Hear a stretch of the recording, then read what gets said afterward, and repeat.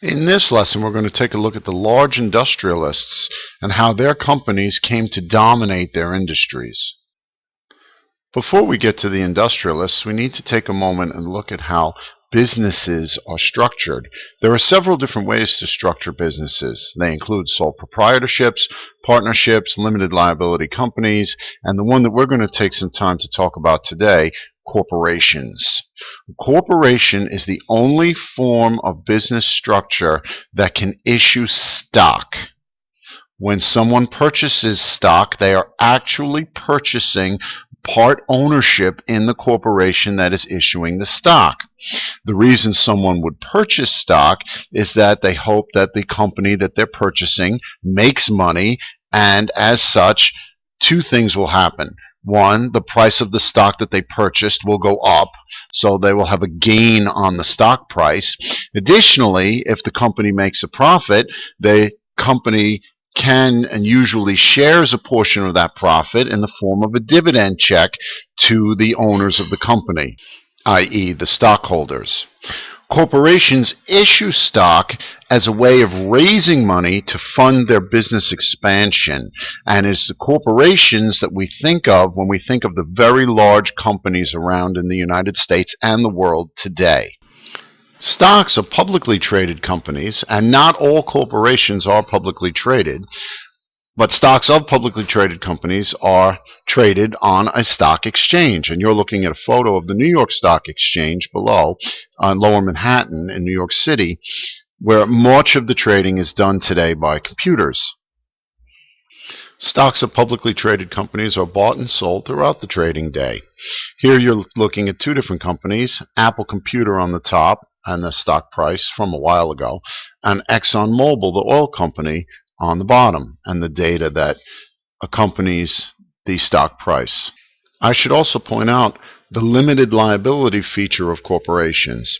In other words, when you purchase the stock of any publicly traded company, the most that you have at risk is the money that you put in. You are not liable for the company's debts. In other words, if the company goes out of business, all you lose is the money that you put in to purchase the company's stock. No one can come after your personal bank accounts or take your house away. That's not the case with other forms of business ownership. All of the industrialists that we're going to talk about in this lesson grew their companies into giant monopolies as corporations. First of all, let's take a look at Cornelius Vanderbilt, who actually made a fortune in shipping before he turned around and used that money to purchase railroads. And Vanderbilt owned the New York Penn Central Railroad, which owned just about every mile of track between New York and Chicago. So any passenger or someone that wanted to ship freight between New York and Chicago had to do so on Vanderbilt's railroad. He had what we would call a geographic monopoly in the Northeast to Midwest. John Rockefeller founded the Standard Oil Company. I mentioned in the last lesson that oil was discovered in Pennsylvania, and Rockefeller came to dominate the oil industry, controlling 90% of the oil that was sold in the United States at one point in time. Andrew Carnegie came over as an immigrant from Scotland with nothing and built a steel empire in the form of Carnegie Steel. J.P. Morgan was an investment banker that financed the expansion of a number of these different companies and eventually purchased Carnegie Steel Company from Andrew Carnegie and formed the U.S. Steel Corporation, which dominated the steel industry after Carnegie. One of the more common ways to grow your business is to buy up your competitors or drive them out of business. This form of business growth is known as horizontal integration, and it was used by John Rockefeller. Here we see that in Rockefeller's case, he bought up smaller independent oil refineries or drove them out of business. As a result, Standard Oil became a much larger company. And this is a very common way that businesses grow today, by buying up competing companies. We see this in airlines and banking and many other industries today. There is another way to grow your business, although this is much less common today. It was the way that Andrew Carnegie grew his business, and it's called vertical integration. And this involves controlling every step of the production process, from the raw materials of your product to the delivery of the finished product. So if we take a look at Carnegie Steel, the raw materials that go into steel production are iron ore and the manufacturing equipment to produce the steel.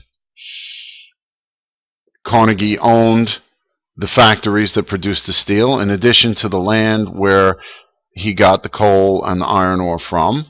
He then proceeded to fill the orders that came in, and in addition, he delivered the steel via ship or rail to his customers.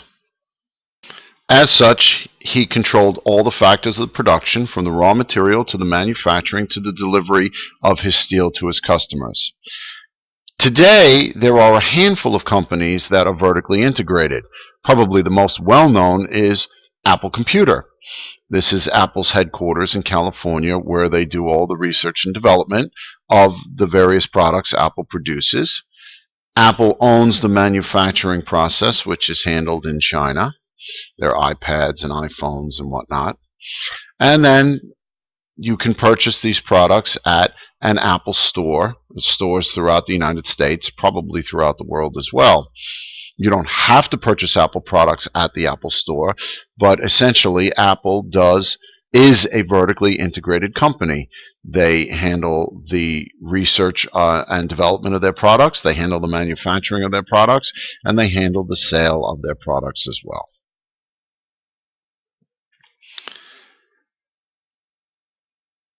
Many of these industrialists did buy up their competitors, and often they left the name of the company that they purchased on the companies that they purchased. So as a result, you have one company operating as several different names, all right, controlled by a single board of directors, and this is known as a trust. And there were many trusts during the industrial era. Looking at an example of the Standard Oil Trust, but that's not the only one. All of the trusts, however, were monopolies, meaning they pretty much controlled the product or service that they were providing.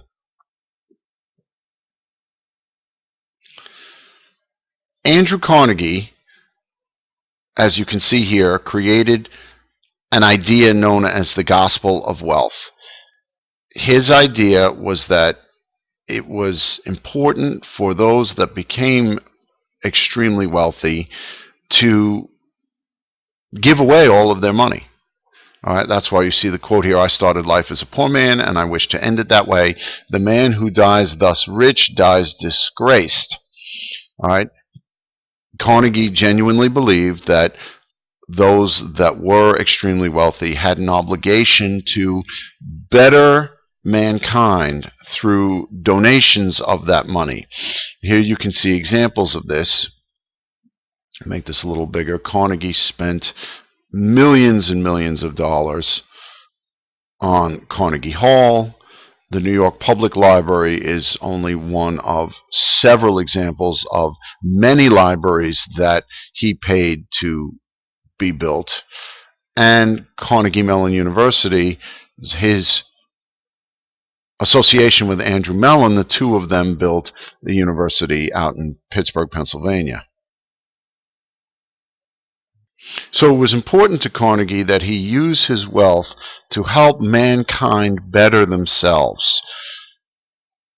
He led the way in this, but many of the industrialists followed in his path by donating large portions of their fortunes to the development of parks and universities, all for the public to benefit.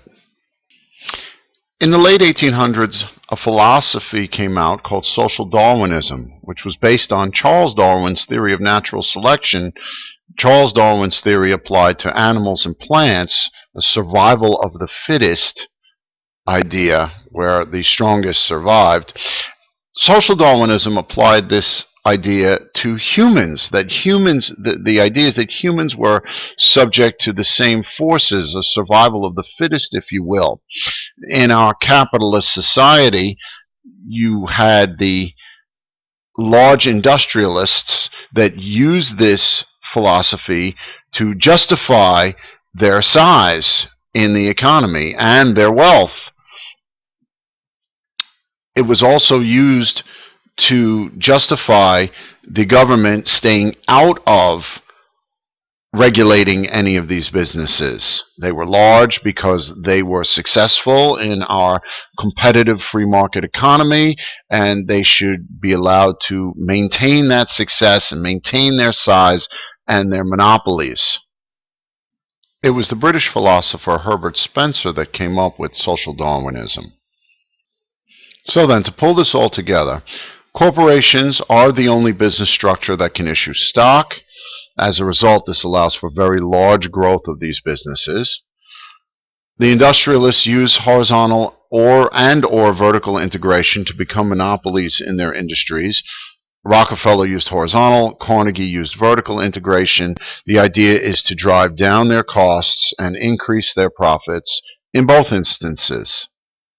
Many industrialists followed Andrew Carnegie's gospel of wealth philosophy by donating millions upon millions of dollars to things that would benefit the public good.